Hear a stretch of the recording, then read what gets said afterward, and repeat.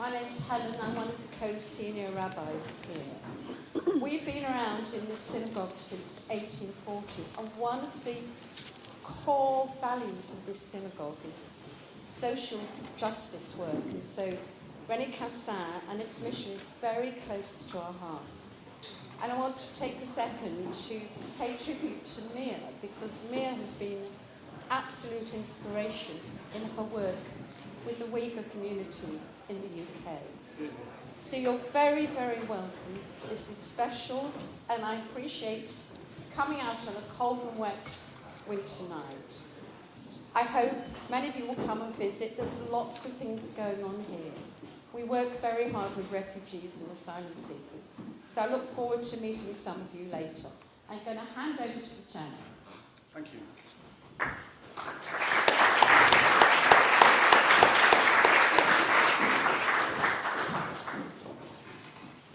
Okay, well, welcome everybody. My name's Danny Silverstone. I'm the chair of René Cassin. I'm very pleased to meet you all here today.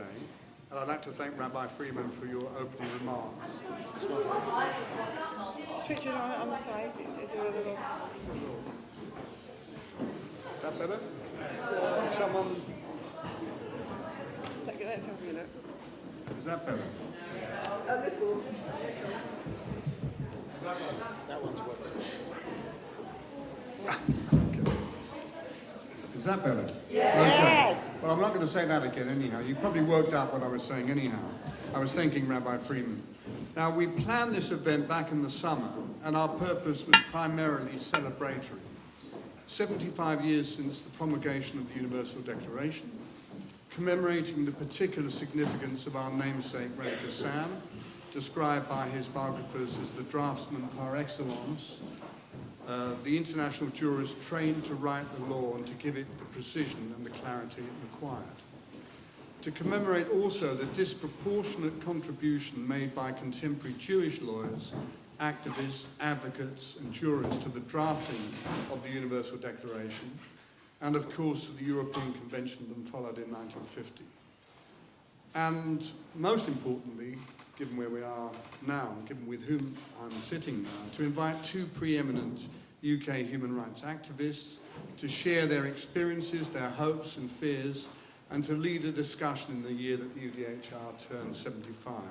So I hope you'll agree that this evening we've delivered on those intentions, particularly with Helena and Philippe here on the stage. Thank you. Now, turning to more serious matters, of course, the background mood music in the UK and Europe was distinctly somber at the point at which we began planning this evening's event. A full-scale war in the Ukraine following Russia's brutal invasion, the implications of which continue to reverberate. The growing chorus of populist voices across Europe undermining the rule of law and judicial independence. Threats, real and imaginary, to withdraw in whole or in part from the foundational international human rights conventions and mechanisms, including the Refugee Convention. And the increasingly hostile environment to refugees across Europe. Here in the UK, the growth of purely performative politics and flawed policies and legislation on immigration generally, and refugees and asylum seekers more specifically. And then, of course, there were the appalling terrorist attacks by Hamas in southern Israel on October the 7th, and all that has followed. The largest pogrom of innocent Jewish people since 1945, with all the historical resonances that brings.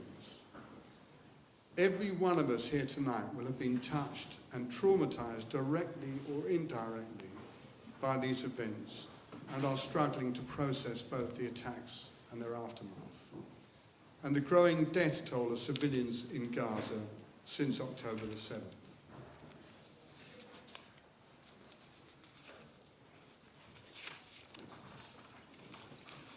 In our view, the deeply anxious and traumatic times in which we today meet makes our mission at René Cassin even more important. Looking ahead, we are determined to remake the case for the foundational human rights principles which we're celebrating today, to remake the case for human rights within our Jewish community, a challenge that has become a few degrees harder since October the 7th, to identify those human rights issues, causes and protections that most resonate with the Jewish experience.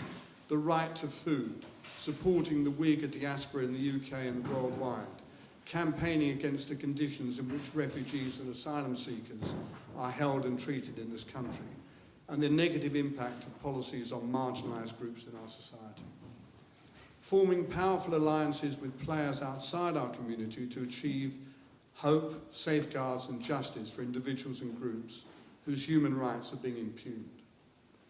And to use our unique convening power, was quoted back to me by Rabbi Freeman just now, which I'm pleased to hear.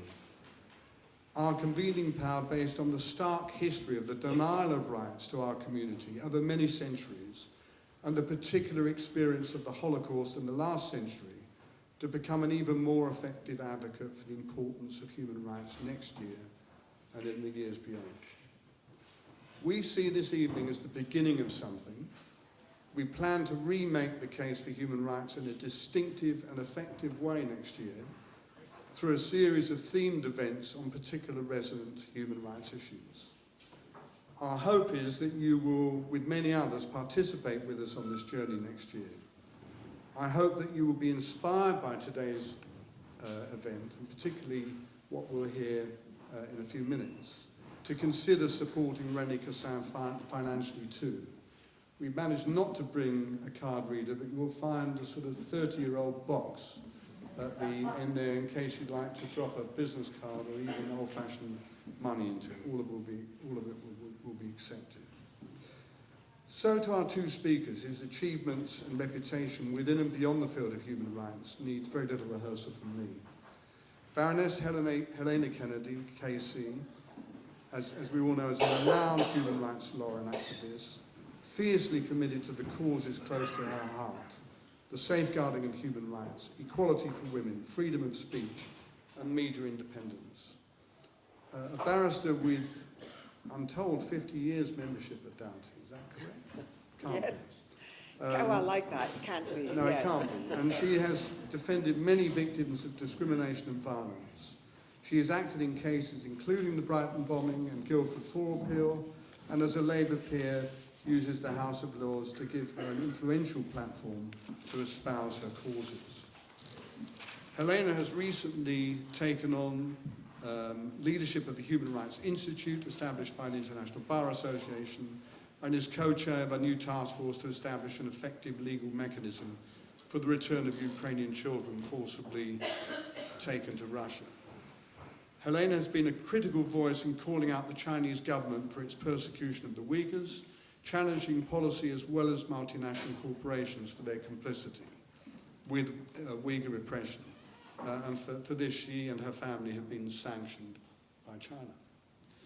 In 2021, Helena was the keynote speaker at our roundtable on, quote, the state of women's human rights today. And you'll be pleased, I hope, Helena, to know that we're now just over 2 years into our own programme on women's human rights. Yeah. Philippe Sands, KC. Philippe is a professor of law and director of the Centre on International Courts and Tribunals at University College London, and a visiting professor at Harvard Law School. He practices as a barrister. Is it 111 KBW? 11 KBW. An extra one got in there. As a specialist in international law, Philippe has been involved in many important cases in recent years, including Pinochet, Congo, Yugoslavia, Rwanda, Iraq, Guantanamo, Chagos, and Rohingya. Philippe has authored 16 books in international law and is best known for East-West Street, which is frankly the best book I've read of any genre for the last 20 years. It combines the genres of family memoir with real-life detective stories, in telling the parallel lives and very different experiences of the erstwhile neighbours on East-West Street, Hirsch, Lauerpacht, and Raphael Lemke, instigators retrospectively of the legal concepts of crimes against humanity and genocide, which would have such a decisive impact at the Nuremberg Tribunal. Philippe led our roundtable in November 2019. The title then was The UK and the Rule of Law, a Crisis of National Identity, ? Probably the question mark is even more emboldened now than it was 3 years ago.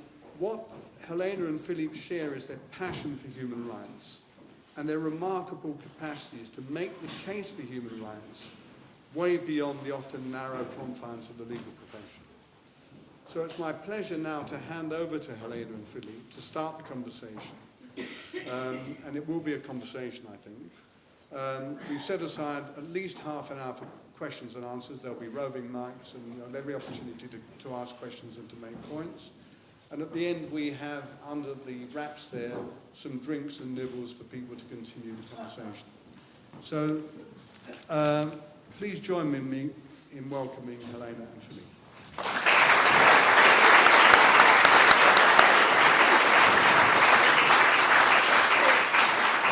Just remind me again about 3/4 of an hour conversation. Now let me see, is that one working? Yes. Yeah, great. I wanted to start by also paying tributes to you, Danny, because chairing organisations takes time and energy, but it's great when you're doing it with one that you love, and I know that you really care about what goes on at René Cassin. But I want to also pay a tribute to Maya.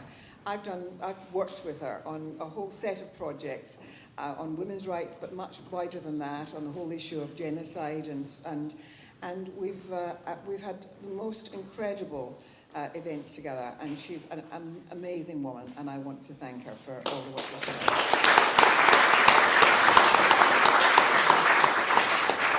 Now, in this room, let me tell you, there are a whole lot of people that have, one way or another, worked with me, either at the bar. Some of my boys are here. I can see them, and indeed a whole set of women that have worked with me, and I am thrilled to see them here tonight. I was once asked if you had to, you know, one of those dinner party questions that you're asked, you know, who would you like to have at a dinner party? And I said, in answer to it, is I would have liked to have been at a particular dinner party. And the dinner party that I always say that I would have liked to have been at was the one where Eleanor Roosevelt drew together for this first meeting, where she had a flat, her husband had died, she had an apartment in Washington Square, and she gathered together jurists from all around the world, of whom, of course, René Cassin was one, and she brought them together, and the question that she was posing to them was, how can we have world law to prevent the horrors of the Holocaust ever happening again? I mean, that was really the question that she was asking. And what people said was, you know, creating world law is not going to be an easy one, because law generates from the very, you know, the subsoil of our communities. It comes out of our histories, it comes out of our practices, and often with religious roots and so on. And they said, you can't create a law that isn't somehow in keeping with all of that. And so what they decided in their discussions was that they would create a template of values that should inform every legal system in the world. And that they would then go forward trying to persuade countries to make that set of values, a set of values that would inform how judges made their decisions and so on. And so that's the dinner party that we would all have wanted to be at, because the conversations, I think, must have been incredibly stimulating. And people were there from every tradition. And you know, it just was an incredible thing to have set themselves, and for very good reason, because of the full horrors.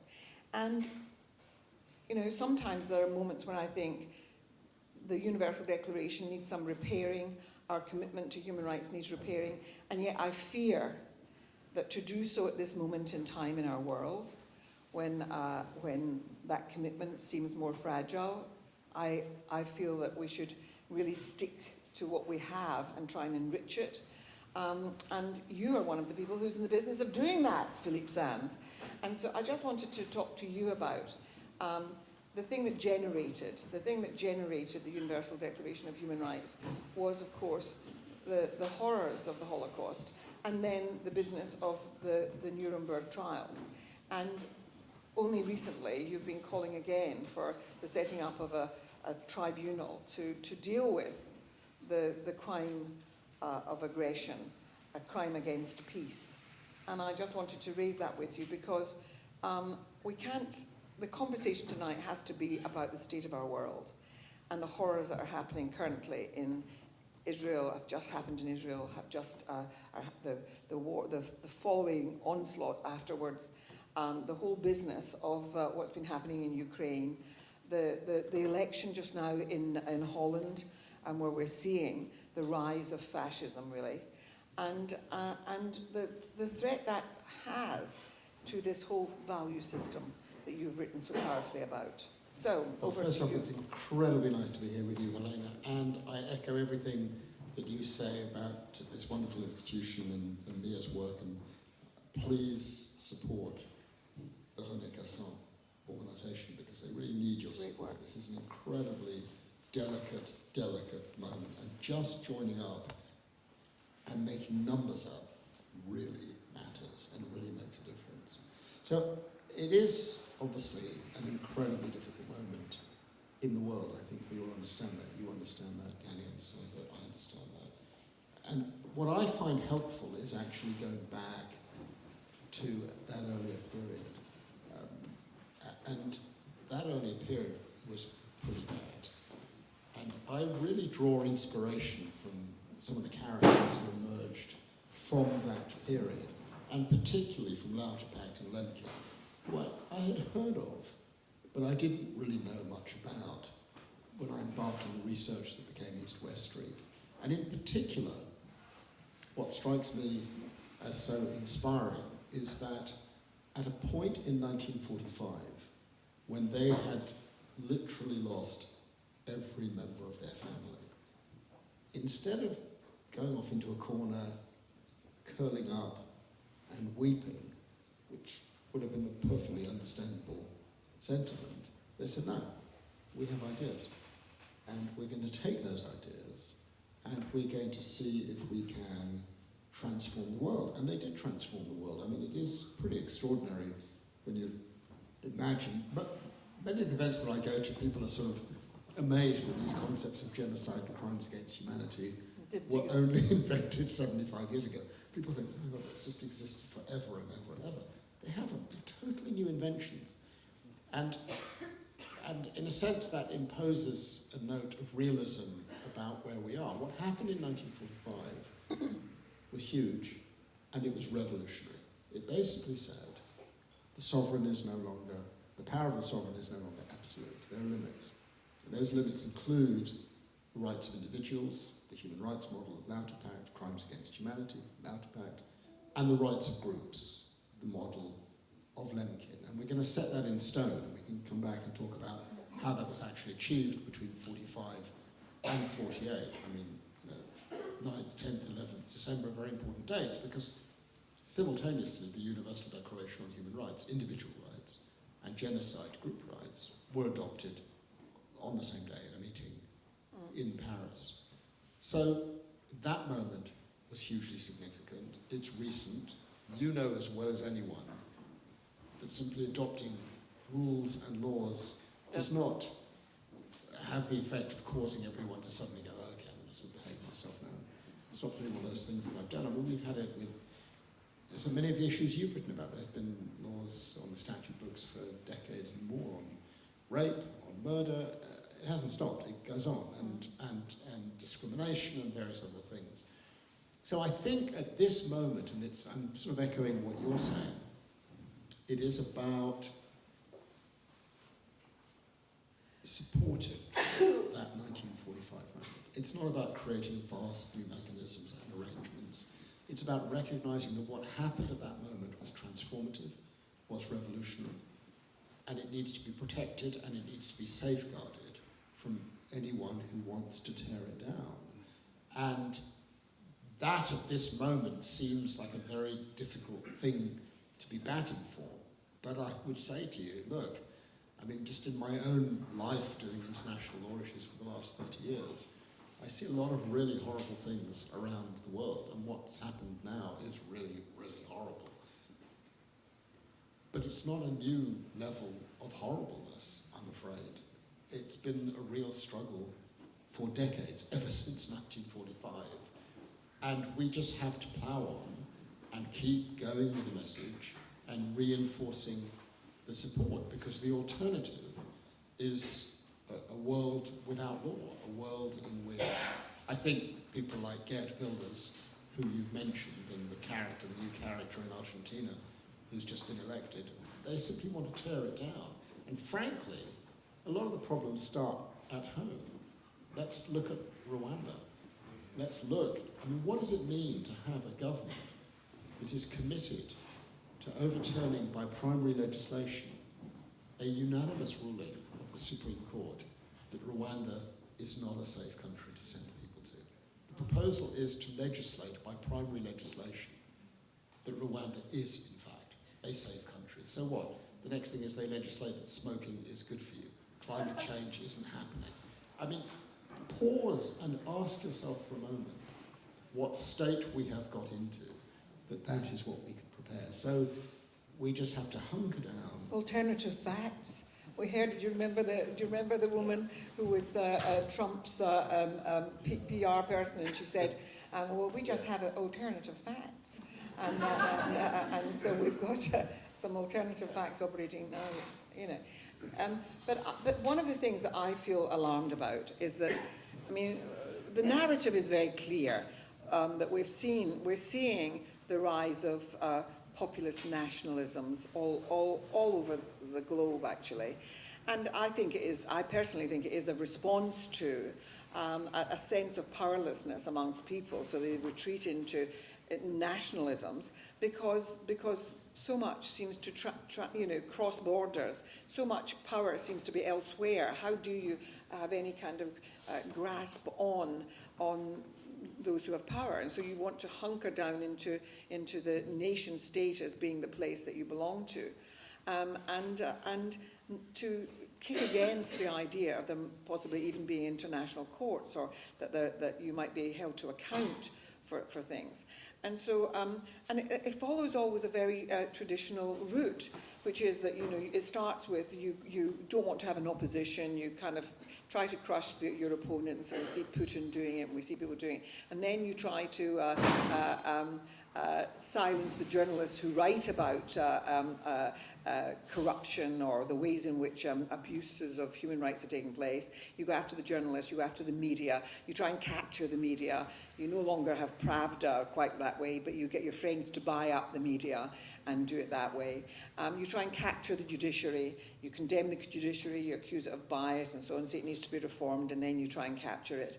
And then you also go after the lawyers and who do the cases, acting for the journalists and so on. And it seems to be a kind of clear trajectory, and I could take you through countries around the world and point to it actually happening in a very clear way.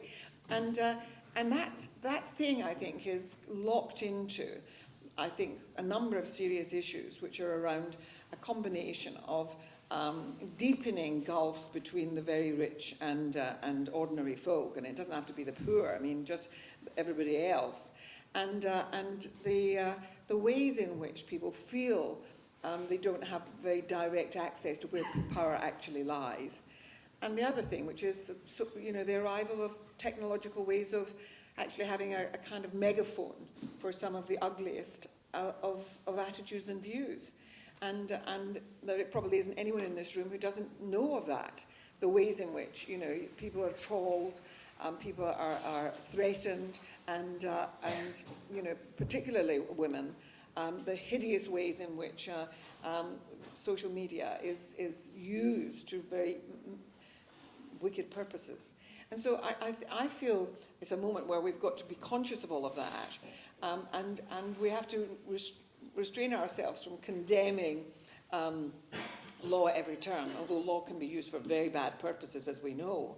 But we have to speak to the better parts of law, and human rights most certainly is one of the better parts of law.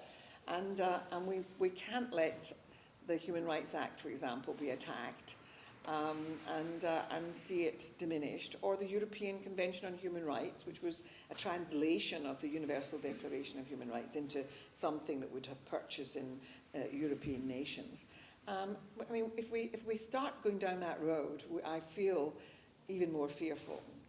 But I think what's interesting, and so to put a slightly optimistic Oh, be optimistic. Go on. I like that in you. Personally, I try to find firstly, if you look at the history of the development of the international legal order and the rules-based system, I mean, it follows a particular pattern. There's a moment of creation, then there's consolidation, then there's catastrophe, then there's a rebuilding. The rebuilding always follows on from what came before and builds on what came from before. Then it consolidates, then it collapses, then it's... And I think we're in a moment where plainly things are very much under threat right now. And in part, I think that has been able to happen in the European context because the generation that experienced what happened in the 30s and the 40s is leaving the table. And that has left a gap. And the current generation and leadership doesn't understand, I think, fully what it is we're capable of doing to each other and to ourselves. And so they're allowing us to slide into a bad place. And I think the next years are going to be very difficult. I'm not optimistic in the short term. I think, you and I have talked about this before. I'm very, very pessimistic about the short to medium term. But it will then be followed by a period of regrowth and rebirth and rebuilding. And as I said, my own sense, if you go back in the world that I occupy, that period of regrowth and rebuilding always takes what came before. So I don't for a moment think suddenly human rights is all out the window, it's gone forever, and that's not what's happening. And there are many, many examples that you find of actors, of courts, domestic, international, of legislatures, actually defending the model that was created in 1945. And I never answered your question about what's happening with Russia and Ukraine, but that is a case in point. When I wrote that article... This was an article which Philippe wrote in the Financial Times within days of Russia's invasion of Ukraine. I think they phoned you and said, what do you make of all of this? And then you said too. They got in touch because they asked me to write 700 words on Ukraine and international law because I happen to be an international lawyer and because I'd spent time in Ukraine when I'd written East West Street. And so I asked myself what actually would be the useful thing to do, and there was a gap in the architecture of the international legal order, and the gap was that the international institutions did not have judicial competence in relation to the crime of aggression, waging an illegal war. And so the piece that I wrote was that crimes against humanity, genocide, war crimes, that would be dealt with by the ICC, in The Hague, the International Criminal Court. There is a gap, and that gap has existed for 75 years. It's time to fill that gap. Normally, when you write op-eds, as you know, there's a little frisson of about 9.5 people for a day, and then it just disappears into nothingness, and that's it. But this didn't happen in that case, and a whole raft of people got in touch within this country, across the political spectrum, from former British Prime Minister to the current Attorney General, and said, no, this is really important, we need to do something about this. The Ukrainians got in touch, other heads of state, political leaders got in touch, and out of that, ideas began to grow, and right now, we are on the cusp of creating a special criminal tribunal for the crime of aggression, the first time since 1945. Now, there are lessons in this, because there is a sort of a deadlock between two competing visions of what sort of international court for the crime of aggression do we want in relation to Ukraine and Russia. And there are the small and medium-sized powers who basically want a full-on, full-scale international court. And then there is Britain, France, and the United States, which says to itself, really, do we really want to do this? I mean, if we create a special criminal tribunal for one permanent member of the Security Council today, why can't we do one for us tomorrow? And the elephant in the room is Ukraine, is Iraq, because Iraq was manifestly illegal, and as illegal, frankly, as the war in Ukraine, and we allowed it to happen, and there's never been any comeback, and we're paying a political price, but no one's paying a legal price. In fact, the proponents of that war, flounce around the world, make vast sums of money giving lectures, and offer themselves up as mediators in this current conflict now in relation to Israel and Hamas. So we need to be honest about it. No, of course, and we've seen it in a number of other areas as well as on Ukraine, where we sign up to international treaties, and the hypocrisy of wanting to tear up our Brexit deal. I mean, in relation to the problems that were arising over Northern Ireland, because Boris lied to the DUP about what the deal was going to mean for them, and then suddenly they realised that actually they were going to have to do an awful lot of paperwork and a lot of claiming, and and it was going to be a very difficult process. And so suddenly there were problems, and they were prepared to tear up their international treaty obligations on that. It became very difficult for me saying to them, look what you're doing in Hong Kong, what the Chinese are doing in Hong Kong, and criticising the Chinese for what they're doing, because of course they broke the Sino-British treaty that was created, which they said they were going to respect the culture and the rule of law and the way of being that existed in Hong Kong. And they were breaching that. But you can hardly call them out for doing it when you yourself are breaching international law. I mean, you've got to, you can't speak with forked tongues on these things. So that, let's put the issue right on the table of some of the situations that we face right now. So the events of the 7th of October happened. They were, for me, very triggering and very shocking because they offered accounts and stories and images that were very familiar to me from the kinds of pogroms that Lemkin described. If you go back to his own writings, if you read his own memoir, you'll see as a kid the kind of thing that inspired him. It looked incredibly similar to me to what Einsatzgruppen did going around Central and Eastern Europe. And I come from a family that lived through that experience. So I have to say personally, it was an incredibly shocking day and period, and I'm still digesting what happened. Equally, however, I have a commitment to the idea of the rule of law.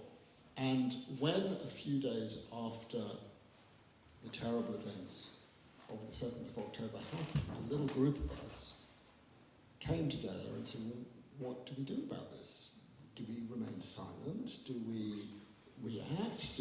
What is our role in society? Whatever we do, we're going to be attacked. We're going to be attacked for remaining silent. We're going to be attacked for saying something, the wrong thing in the eyes of some people, but we have to stick to what we believe is important. And for me, what is important, and I thought back to Lauterpacht and Lemkin, I asked myself the question, what would they have done? What would they care about at this particular moment in time? And so when a very small group of us, just 3 actually, wrote another piece for the Financial Times about 10 days after those terrible events, we settled on 3 simple points. That what had happened on the 7th of October was an atrocity and the worst of crimes and had to be condemned as such, no ifs and buts. Secondly, we recognised the point that Israel has the right to defend itself against those attacks in accordance with international law. Some people say, oh no, Israel doesn't have the right of self-defence. Well, that's just plain wrong. After 9/11, and this is a parallel to 9/11, and I was in New York on September the 11th, so I lived through that, and it left a profound impact, I can tell you, with one of our 3 children. She was 1-year-old at the time. The Security Council passed a resolution saying, in terms, the United States has the right of self-defense even if the attack was launched by a non-state actor, Al-Qaeda. So that debate, there's no question. It doesn't matter whether you're attacked by a state or a non-state actor. There is an inherent right of self-defense in international law. And that was our second point, not universally accepted in the international law community. Point number 3, and this is where it became delicate. We had a sense of where this was going. We had a sense of what was coming. And of course, our sense has come to pass. There was going to be a massive use of military force. And we felt it was important to signal, yes, there is a right to use force, but the use of that force is within the bounds of the law. There are rules in terms of targeting civilians, in terms of distinguishing between certain facilities. And the simple point that we wished to make was, you've got to inscribe the response within a rule of law framework and model. Interestingly, there wasn't a huge outcry and a huge attack for simply making that point. And I thought that was interesting. I think we were made safer and more secure by the identity of one of the 8 people who was willing to sign that letter. It was incredibly difficult to find people to sign even a letter that said that. I can tell you, we spent several days looking for people to sign so simple. Well, you were all Jewish lawyers. Jewish lawyers, and so that was why we didn't come to you as an honorary Jewish lawyer. I'm an honorary Jewish lawyer.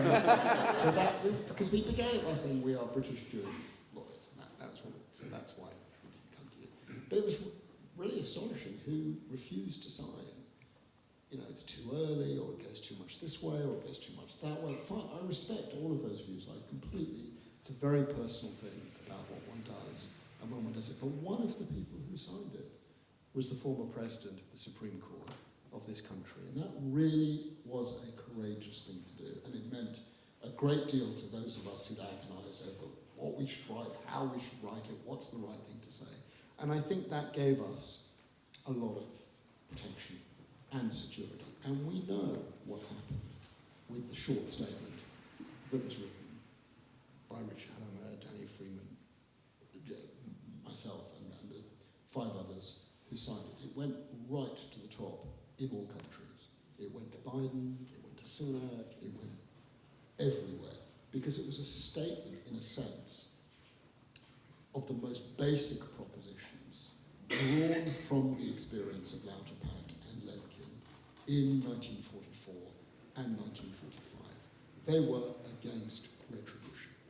They were against punishment. They were against mass killings, despite having each of them lost their parents, their brothers, their sisters, their cousins, their nephews, because, and this is what is so remarkable about those 2 characters, and I often imagine the moment, I'm occasionally a criminal lawyer in international courts. You're a real criminal lawyer. But imagine doing a case, Lauterpacht prosecuting for the British, Lemkin prosecuting for the Americans. They're prosecuting Hans Frank, Adolf Hitler's personal lawyer, from 1928 to 1933. And when the trial begins at Nuremberg on the 20th of November 1945, they do not know the fate of their families. They do not know that the man they are prosecuting is responsible for the deaths of their entire families. They only find that out in the summer of 1946. They don't give up. They both carry on writing their drafts and doing their stuff.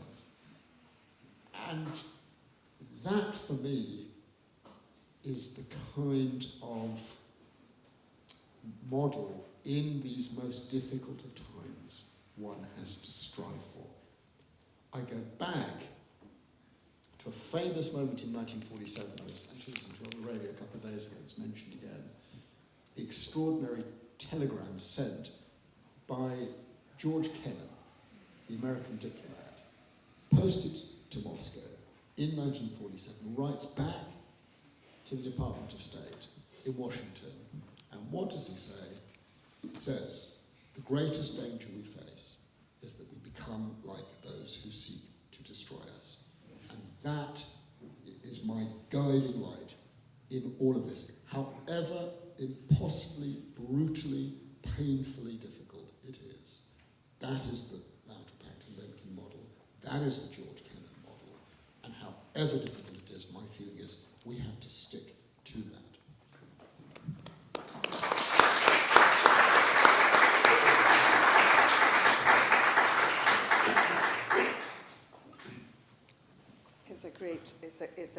It's a great message to us, because it's so hard. It's difficult. Because it's so hard, and you can understand the visceral feelings that people have.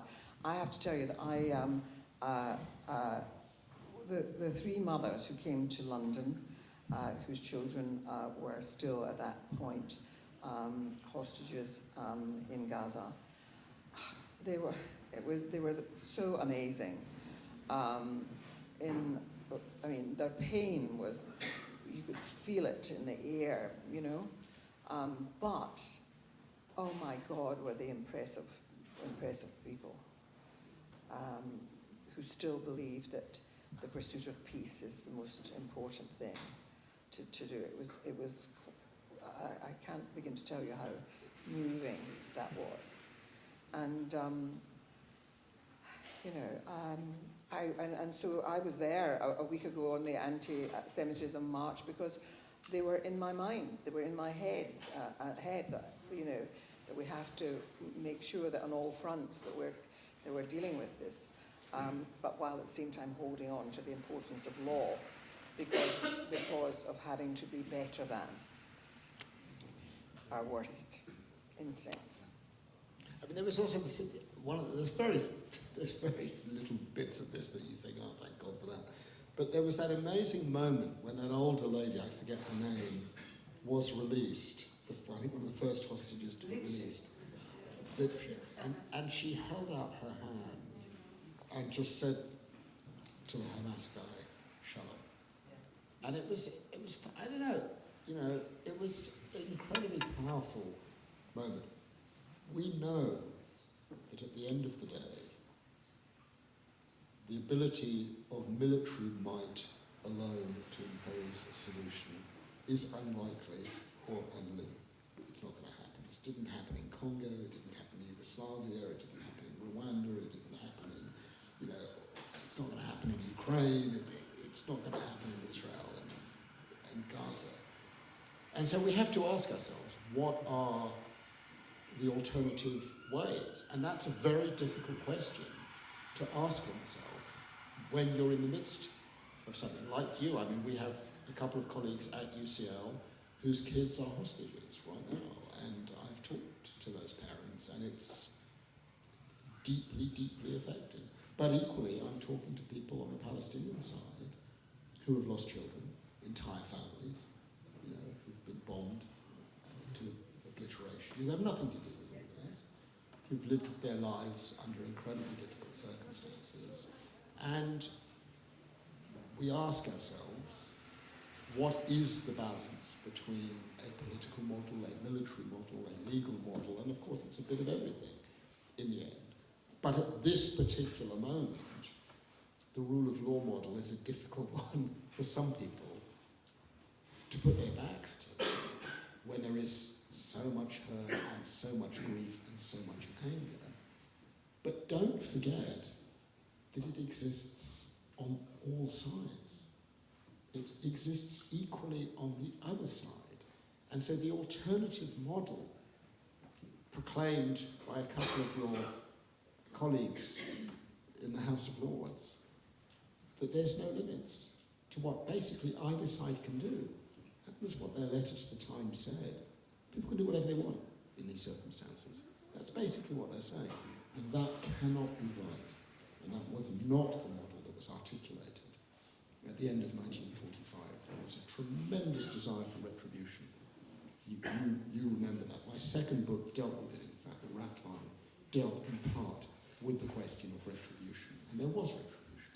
Plainly there were acts of killing that were retributive. But they were essentially limited and isolated. But it's tough. It's really tough. I wanted to raise an issue which Maya and I have been concerned about, which is that in all conflicts, you know, the experience of women, I mean, it's been the nature of law, the absence of women's voices in the creation of law, has meant that law often just fails to deliver justice for women. And we have to keep hold of this business, which is that in amongst this, we're talking about the pursuit of justice. And it is a visceral thing that people feel, and from childhood, of knowing what's not fair, what's not right, what's not just. And it has been pointed, I'm at the moment of issuing a statement around the business of how in conflict, the violence that is experienced by women is so often different, and it's almost invariably sexualized and involves brutal sexual violation. And yet is the unwillingness to talk about that, about sensitivities, about discussing matters sexual, or is it about not believing women still somewhere in the ether, or is it about the shame that's associated with being at the receiving end of sexual brutality still lives on and can scar the recipient of it and her reputation for life because she has been the person at the receiving end of unwelcome sexual violations? I mean, what is it that has created a silence around the very fact that women were raped in the course of the 7th of October events? And it really is, it tells you something about the nature of our society still. And I have absolutely no doubt that, as far as I'm concerned, that the business of Hamas is that you're dealing with a profoundly misogynistic organisation. This is an organisation, you know, where the position of women, where are the women in any of their leadership? Where are the women? And we know that if one's to talk about having there being created some sort of state, I certainly would feel this was not how I would want to see a state constructed, where the kind of value system does place a sort of second-class citizenship or place on the shoulders of women. Well, I think most people in this room will know that there is probably not a single person in this country who's done more for transforming our understanding of this issue than you, and with coming your writings and your book, Eve Was Framed, had a profound impact on me. I happen to live in a household with a strong partner, female, and 2 strong female daughters, and so this is very much part of what our daily life is about. It's endemic. I've just spent 2 days. I have a sort of part-time position. You don't know anything, or that sounds like that. No, it's still going. Still going, just, I think that's gone, hasn't it? No, It's gone. Let's go on here. You take this one. Okay. Maybe I pulled it out accidentally. Push it back in. Is that better? Oh, there we are. It's yours. The women always You're sort it out. multitasking. Yes. Yeah, you sort it. Well, so I've just come. So I sit on a body called the Court of Arbitration for Sport, and that is based in Lausanne, and it deals with lots of things, not as nasty as what we've just been talking about, but it's plain that there is an issue in sport in relation to the treatment of women. And so the annual symposium of the Court of Arbitration for Sport last Thursday and Friday in Geneva was sport and human rights. And the entire second day was devoted to women. In the absence of women. Well, the mistreatment of women in the sporting world, and the standout presentation of the entire event was a Mexican lady who is a former gymnast, Olympic gymnast, who now heads the International Olympic Committee's task force on rooting out misogyny, sexual abuse, sexual harassment, rape by trainers, which everyone is too frightened to talk about. And one of the issues that came up in the course of that was how you deal with it when you're sitting on a Court of Arbitration for Sport panel of 3, which is what I do as a judge on a panel. And I explained that in most of the panels, I sit only with men. Yeah. I've almost never sat with women. How can you expect an 18-year-old female athlete faced with a tribunal of 3 old Well, guys? you've got to tell them. No, I did tell them. I did Yes, but tell what them. you've got That's to- what I'm hold on. coming to. Oh, That's what I'm okay. coming to. I said, Helena Kennedy London says, we've all got to go. And, I mean, we're joking a little bit, but there's a really big issue here. In international law, the issue of rape as an international crime only got traction when we started having women judges.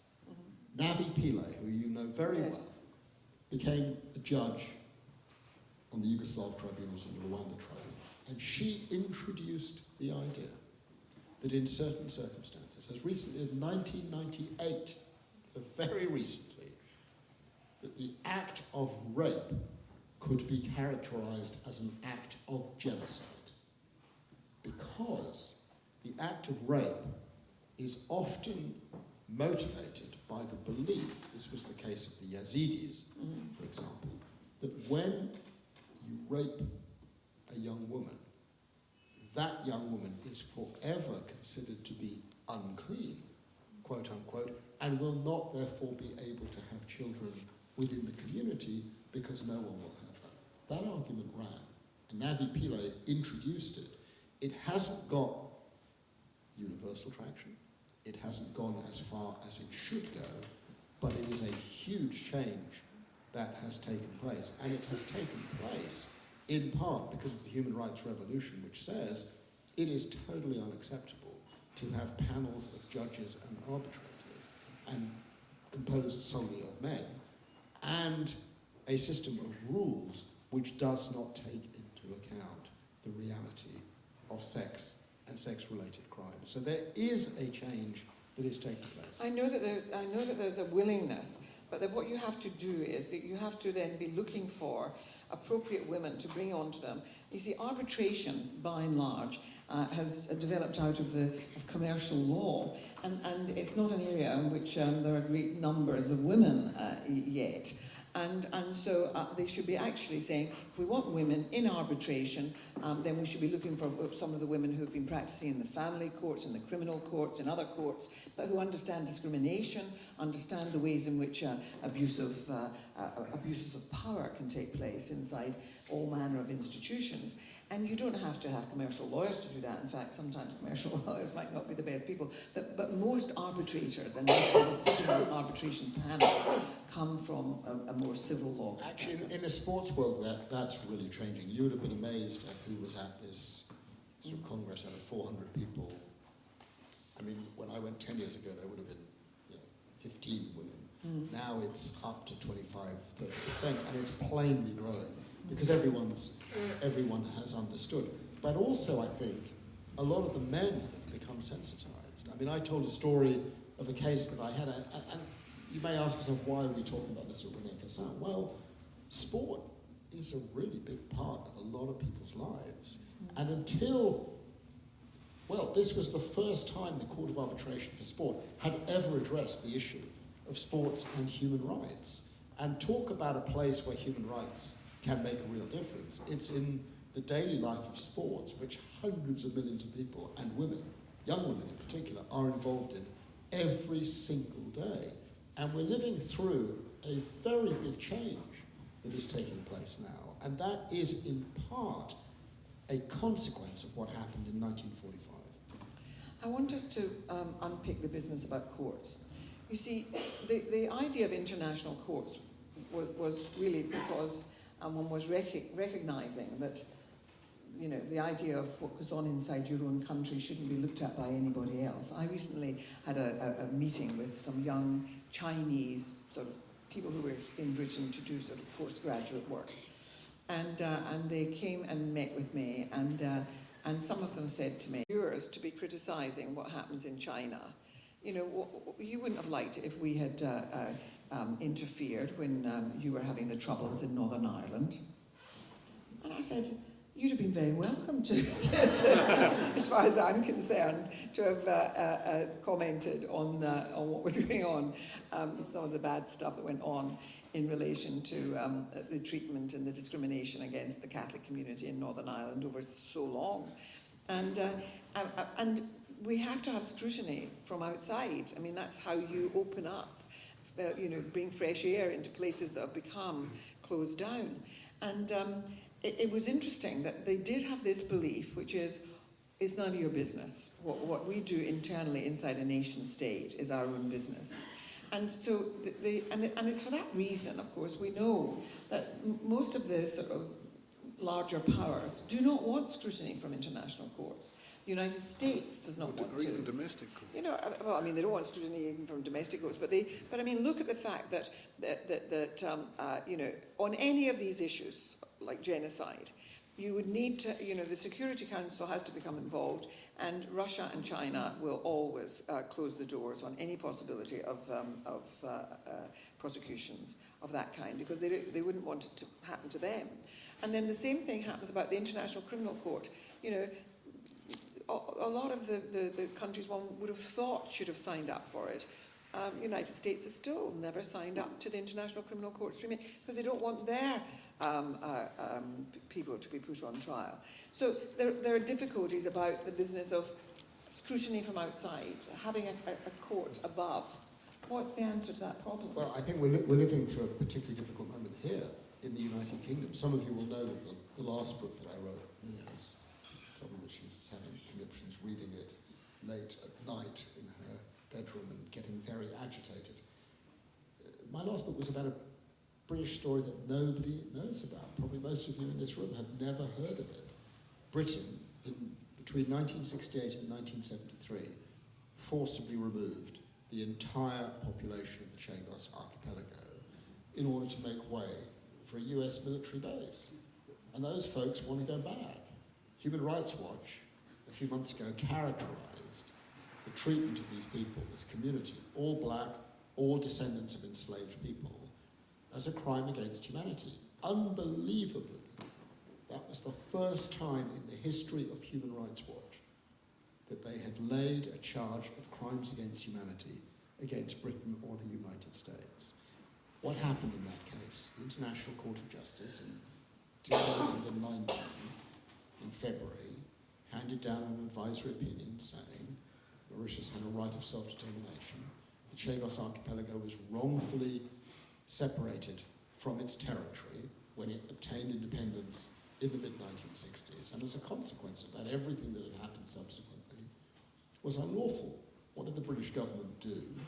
It stuck two fingers up at the decision, said, oh, it's not binding, we don't have to follow this, we're going to just tough it out, national security is much more important, blah, blah, blah. And at the very same time, the British ambassador, the permanent representative in New York, defending a massive loss in various resolutions, stands up and says, we believe in self-determination. Pause. For the people of the Falkland Islands. So what was she heard to be saying? She was heard to be saying, it's one rule for black people, it's another rule for white people. I'm not starry-eyed about the International Criminal Court. Until very recently, every single person indicted in the International Criminal Court was black. Okay? Black people do not have a monopoly on international criminality. There was no investigation of torture in Afghanistan, despite the fact that Afghanistan was a party to the International Criminal Court statute since 2002. And everything that happened at Bagram Air Base, the horrors that happened, you know some of the photographs, were within the jurisdiction of the International Criminal Court. What did it do? Nothing. That sense of double standard is palpable. And if you go around the world and ask yourself the question about the state of international law, you're going to get very different perspectives. I happen to do work for a lot of countries in the global south, in South America, in Africa, and in Asia. I can tell you their views about the double standard and hypocrisy of the British and Americans are very hard to resist, because we don't have a tremendous track record in submitting ourselves to some of these rules. And right now we're getting to a situation where I think we are well on the cusp. The next election, the Conservative Party may well include in its manifesto leaving the European Convention on Human Rights. And so we change, you raised the subject of international courts. When I studied international law for the first time in 1982-83 with Eli Lauterpacht, the son of Hersch Lauterpacht, Britain had a judge on every international court. I know. Today, we are left with basically two. One on the International Criminal Court. We've lost the International Court of Justice, we've lost the International Tribunal for the Law of the Sea and various others, and one at the European Court of Human Rights. And Suella Braverman and her ilk want to leave the European Convention on Human Rights. And so we'd have no judge there either. And I can tell you that British judges and British advocates are really appreciating these international courts, not because they're brilliant or this or that or the other. they are. They are. But because they bring to the proceedings a deep sense of a commitment to impartiality, integrity, and the application of the rule of law without fear or favour. And that is being taken out of the system. A European Court of Justice in Luxembourg, without a British judge or without a British advocate general, is not as powerful a place. It's as simple as that. And we are slowly withdrawing from the world that we helped to create in 1945. So if René Cassin is going to put energy into a whole range of efforts, as you know very well, it starts at home. Yes. There's a real problem at home. I'm getting the nod from the chairman that we should move to questions, but I want to say that, Philippe, that was really, really interesting. Thank you so much.